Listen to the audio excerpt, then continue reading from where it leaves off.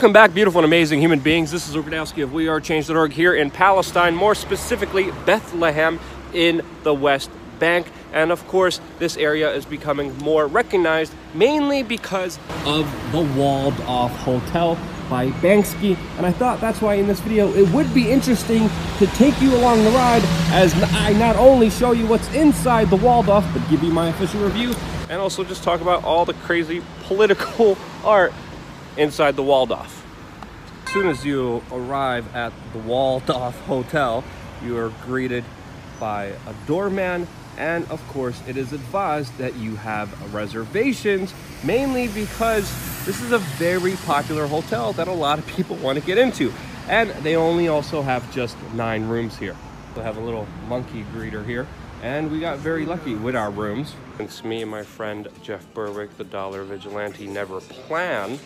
We just kind of showed up here, and luckily there was just 2 rooms, and they range from $900, which is the suite, all the way down to $60, which is kind of bunk bed bunker that they call, where you share a dorm like a hostel. In the video you'll see which one I picked. Enter the hotel, you are inundated with a whole bunch of really unique art, a lot of it original Banksy art, in the main lobby, with a piano that also just plays by itself. The staff, of course, greets you here. A lot of the staff are local Palestinians here who live here and are supported by, of course, this hotel. Now, this hotel was only supposed to exist for 1 year, but because of its success and popularity, and also the amount of tourism it has been bringing into Palestine, into the West Bank, it has become a staple of this community, and it has far outlasted the 1 year it was supposed to exist, and it looks like it won't be going away anytime soon. The hotel definitely has a bohemian, classical, but also just very anti-establishment vibe to it, and there's little things, the little fine details that you find during your stay here that really make this something totally different than you will ever experience in your life. This is one of my favorite pieces, with of course the tear gas being thrown at an ancient statue. But once you get your key, which is a small replica of the wall here, you're supposed to put it here. The boobs line up on this other statue, and then this bookshelf actually opens up, and you're able to go to your room. Before I show you my room and my friend's room, the hotel also has a museum and an art gallery that features art from local Palestinians. As soon as you walk into the museum, you're inundated with ID cards, photos, documents, exhibitions. The first thing that you have is, of course, the General Assembly document talking about how the wall is illegal, that is currently dividing the Palestinians and Israelis. There's other things like this suitcase that says if you had 30 minutes before your home was demolished, what would you save? With, of course, the remnants of what this particular family saved. And of course, you just keep walking through these checkpoints from one exhibit to another. Interactive 3D map, which is projected onto this screen, that also talks about the history of Israel and Palestine, and how this conflict unfolded, how the wall came about, and a lot of other information. Of course, the weaponry used by the IDF is also highlighted, as well as the less lethal munitions that they use here, as well as exhibitions of really strange Israeli weapons, like this cat gun that disguised a gun as a kitty for some reason, that the Israeli soldiers used. A lot of these I have personally experienced, and they are not fun. Actually, one that I have never experienced in my long line of conflict reporting, and that of course is the skunk trunk and the Samson remote controlled weapon system, which you see is used here and here, and actually sprays skunk water, which is an extremely foul smelling liquid sprayed from a water cannon that induces nausea, takes days to wash off, and when sprayed in the neighborhoods, it just punishes everyone in the surrounding area. From what I've been told is 2 weeks at some times.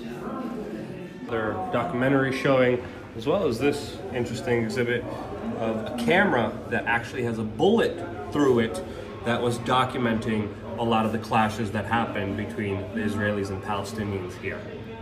Of course, there's also a little bit more hard-hitting, especially when you see objects that were recovered from the bombings that happened in Gaza, especially when they belong to little kids. There's also this thing.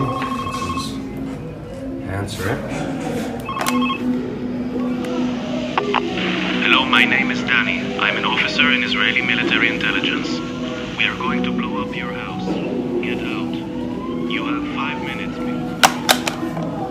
And that was an actual phone call that some people got right before they were given 5 to 15 minutes before they were bombed. And there's this exhibit with, of course, playing a lot of the drone footage of the devastation that people here felt. This is another interesting exhibit with what looks like teeth here, and of course the number of casualties during Operation Protective Edge that happened on July and August of 2014. The restroom of this museum looks like it's about protest, resistance.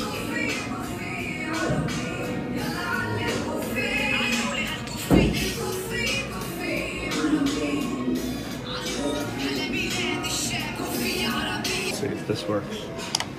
Oh, it does. Press button for historical reenactment. As we're seeing the, what is it, the Balfour Declaration? Yeah.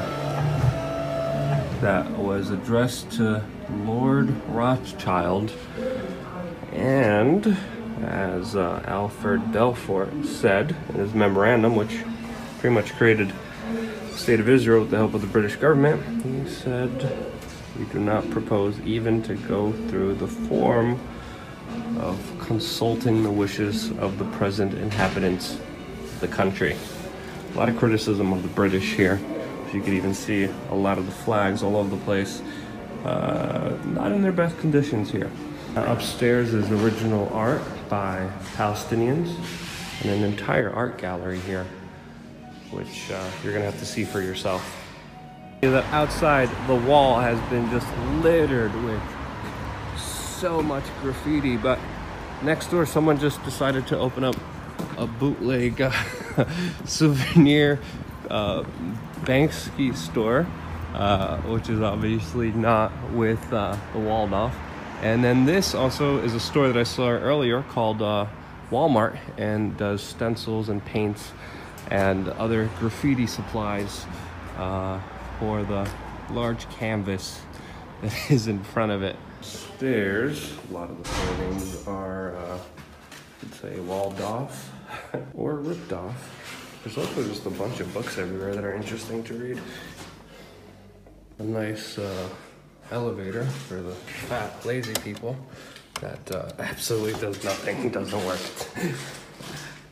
You do get water and coffee and tea anytime you want. Self-serve, but not bad. Now this is my friend's room, but he is sleeping. This room you get for about $200 night here. Bohemian with balcony and what they claim to be the worst view in the world. And yeah, that's the wall. My room is the barracks. What, you think there's a lot of money in independent media somehow? A little bit of a worse view, and you pretty much just share a dorm with 6 people. Not bad for $60,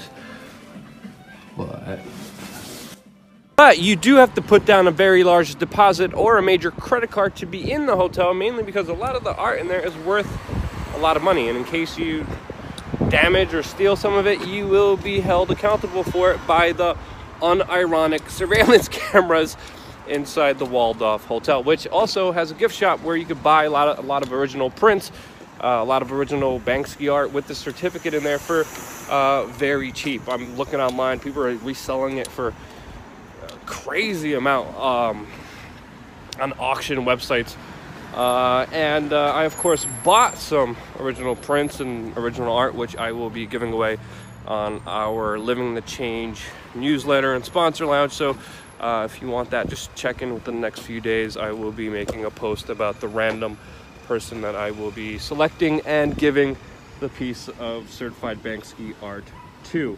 Now, of course, it's also important to note here that I was only able to show you just about 1/25 of what's actually inside of this hotel. Getting in and out of here actually wasn't a big of deal as I was told it would be.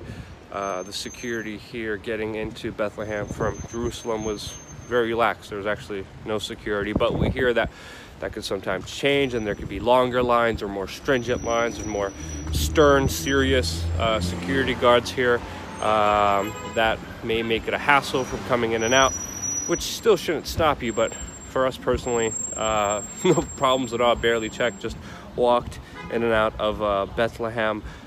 It's also important to note here that, of course, not all Palestinians are happy with the Waldorf Hotel being here, and that Banksy, that he, she, them, or whoever this group or artist is, they are coming from their own point of view, which they have been accused for being very biased on the issue here, because of course it's a very hyperbolic, political, divisive one. But whatever you may take from this video, understand that we also are going to have another video with the official tour that the Waldorf Hotel offers, that we are doing a whole nother video on this important channel.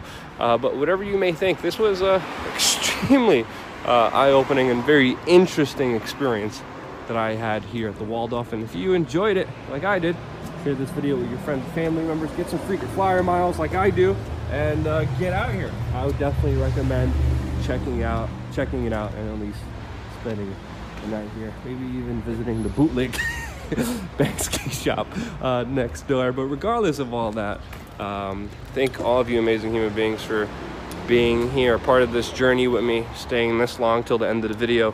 I wouldn't be here if it wasn't for you, and that's why I end every single video saying, love you guys. Stay tuned for a lot more here on youtube.com/we are change.